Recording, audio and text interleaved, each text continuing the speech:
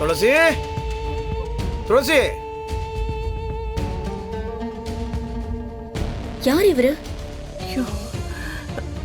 மாமா, யார் இவங்க? இவர் தானே சார்? கேக்குறாங்கல்ல, சொல்லுங்க சார்.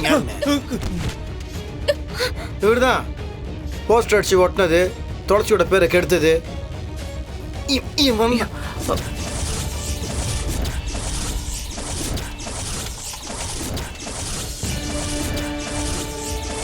இது இவரோட காதலி, ஃபைட்லாம் பண்ணுவாங்க. சரி, துளசி எங்க?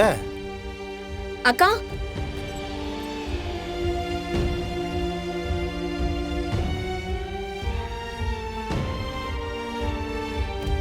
துளசி, இவன் தான் எல்லாம் தப்புக்கும் காரணம். இவன் தான் போஸ்டர் அடிச்சு உங்கள் பேரை கேவலப்படுத்தி எல்லா வேலையும் பண்ணவன். விட்டா அப்படியே ஆயா படுத்துருவே நீ. எந்திரி எந்திரி எந்திரி, மறுபடியும் போய் உள்ள போ. காலை போய் மேடம் மேடம் மேடம், என்னை மன்னிச்சிருங்க மேடம். ப்ளீஸ் மேடம், இனிமே எந்த தப்பு செய்ய மாட்டேன் மேடம். என்னை மன்னிச்சிருங்க மேடம். உங்கள் எல்லாத்துக்கும் ஒரு பொழுதுபோக்கு வேணும். ஒன்று வீட்டுக்கு வெளியே வந்து அக்கம் பக்கத்தில் இருக்கிறவங்களெல்லாம் காய்ச்சி மூச்சுன்னு கத்திட்டு இருக்க வேண்டியது, இல்லை டிவி சீரியலை பார்த்துட்டு அதில் இருக்கிறவங்கள திட்டிட்டு இருக்க வேண்டியது. இல்லைனா எவனாவது ஒருத்தன் ஏதாவது ஒன்று சோசியல் மீடியாவில் போட்டானா, பாச்சாடி அவன் அப்படியா, இவன் இப்படியா, இவன் லொப்படியா, எதுவுமே தெரியாமல் நாக்கு மேலே பல்ல போட்டு கண்ணா அப்படின்னான்னு பேச வேண்டியது. தப்பு செய்கிறவங்களாம் நல்லபடியாக உயிரோட தான் இருக்கிறாங்க. ஆனால் தப்பே செய்யாமல் உங்களை மாதிரி ஆளுங்க வீண்பலி போட்டு அவமானப்பட்டு அவமானம் தாங்க முடியாமல் தற்கொலை பண்ணி செத்து போனவங்க எத்தனை பேர் தெரியுமா? எங்க அவன்? டே புல்டோசர், வாடா இங்க, வாடா வாடா. இப்போ சொல்லுவான், நடந்தது கரெக்டாக சொல்கிறா பார்க்கலாம்.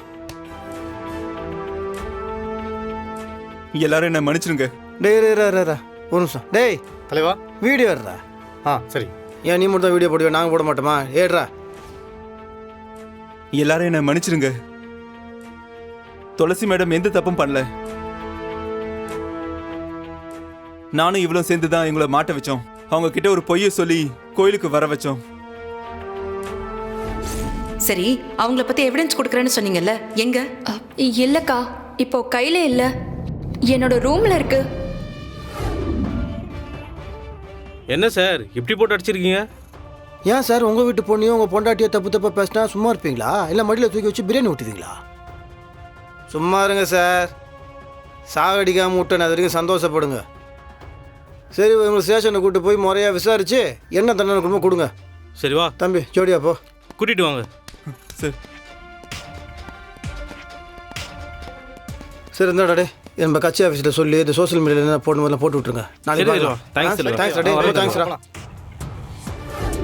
இந்த உலகத்துல பொய்ய ஞாபகம் வச்சுக்கிற அளவுக்கு உண்மையை யாரும் ஞாபகம் வச்சுக்க மாட்டாங்க. அது இப்பெல்லாம் பிரச்சனை இல்ல. அதோ அந்த துளசியும் மனசொடைஞ்சி வீட்டை விட்டு போயிட்டால. இப்ப இருக்கிற சிச்சுவேஷன்ல இந்த குடும்பம் அவளுக்கு எதிராதான் நிக்குங்கிறத அவ புரிஞ்சுக்கிட்டால. அதுவும் நமக்கு நல்லதுதான். அது புரியுதுக்கா. இருந்தாலும் நீங்க போட்ட பிளான்ல ஒரு 10% கூட ஜெயிக்கலையேக்கா. அதுக்கு என்ன பண்றது? அதுக்காக தோத்து போனதை நினைச்சு சோர்ந்து உட்கார்ந்துடக்கூடாது. எப்படியும் நாம திரும்ப ஜெயிக்கிறதுக்கு இன்னொரு வாய்ப்பு கிடைக்கும் நினைச்சு போராடிக்கிட்டே இருக்கணும். இப்போ ஒண்ணு கெட்டு போகல. துளசி திரும்பவும் இந்த வீட்டுக்கு வரட்டும். அடுத்த அட்டம்ப்ட்ல அவளை மொத்தமா காலி பண்ணிடுறேன்.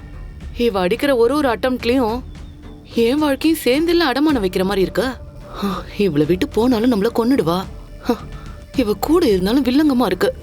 அப்பா, ஒரு வழியா அவனை கண்டுபிடிச்சி அடிச்சு உதச்சி உண்மையை வெளியே வர வச்சாச்சு. உங்க மேல இருக்க கலங்கத்தை தொடச்சாச்சு. சூப்பருங்க, வாங்க கிளம்பலாம்.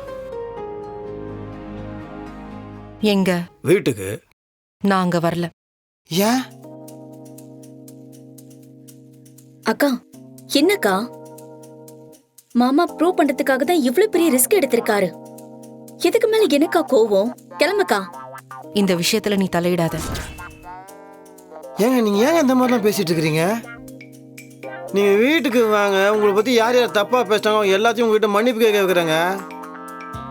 நீங்க இல்லாம வீடு வீடு மாதிரியே இல்ல, கட்சி ஆபீஸ் மாதிரி கச்சமுச்சன்னு இருக்கு. என்னால அங்க வர முடியாது. ஐயா ஏங்க இந்த மாதிரி இம்சை பண்ணிட்டு இருக்கீங்க? நான் தான் அவனை கண்டுபிடிச்சு அடிச்சு வச்சு உண்மையா சொல்ல வச்சுட்டேன். அப்புறம் என்னங்க? நீங்க வீட்டுக்கு வந்தப்ப நான் உங்ககிட்ட என்ன சொன்னேன்? என்ன சொன்னீங்க? இங்கே இருங்கன்னு சொன்னேன். ஆனா நீங்க என்ன சொன்னீங்க? ஏங்க அந்த தடியனை புடிச்சதுக்கு அப்புறம் தான் நான் நீங்க சொன்னீங்களா இல்லையா நான் அம்மா கிட்ட வாக்கு கொடுத்திருக்கேன் உங்க பேரை காப்பாத்தணும்னு? அப்ப போங்க, அங்கே இருங்க, நான் உங்க கூட வரல. நீங்க என்னங்க ஸ்கூல் போன மாதிரி அடம் பிடிச்சிட்டு இருக்கீங்க? தியாவே பரவாயில்ல போல இருக்கு. Bad behaviour. ஃபோனு ஐயோ, கரெக்டான இடத்துல அம்மா ஃபோன் அடிக்குது. இப்போ தான் இவங்க 2 பேருக்குள்ளே இருக்க எல்லாம் பிரச்சனையை முடிச்சு சந்தோஷமாக பேச ஆரம்பிச்சிருக்காங்க. இப்போ இதுவா இங்கே நடக்கிற விஷயத்தெல்லாம் சொன்னால் அவ்வளோதான் போல இருக்கே. ஐயோ, சொல்லுமா. என்னடா துளசியை கூட்டிட்டு வந்துட்டியா? அதான் அது இது டேய், வீட்டு முன்னாடி மொத்த மீடியாவும் கூடிடுச்சுடா. நீ துளசியை கூட்டிட்டு வா, ஒரு பிரஸ் மீட் வைக்கணும். ஏமா நீ அவங்களாம் வர சொன்ன? நீ இருக்கிற பாரு. அம்மா என்னால ஒன்றும் பண்ண முடியாதுமா. அவங்க வந்தால் தானே கூட்டு வர முடியும். ஏன்? அந்த ஏன் அவங்க கிட்ட கேளு. அவங்க லவர் தான் பேசுங்க.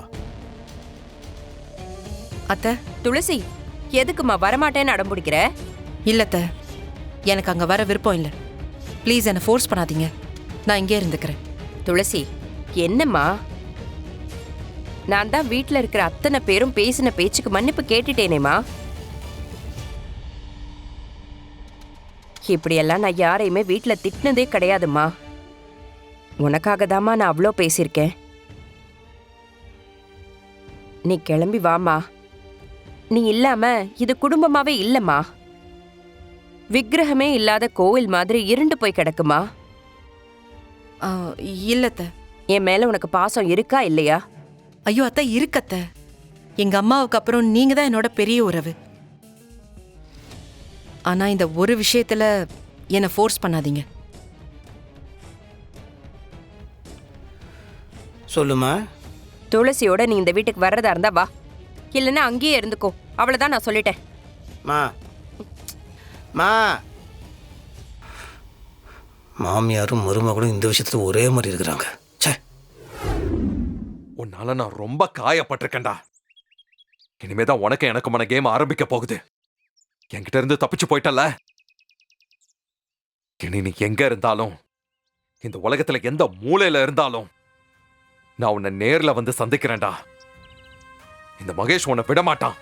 உன்னை நிம்மதியா விட மாட்டேன். தொடக்கூடாத இடத்த தொட்டுட்டடா.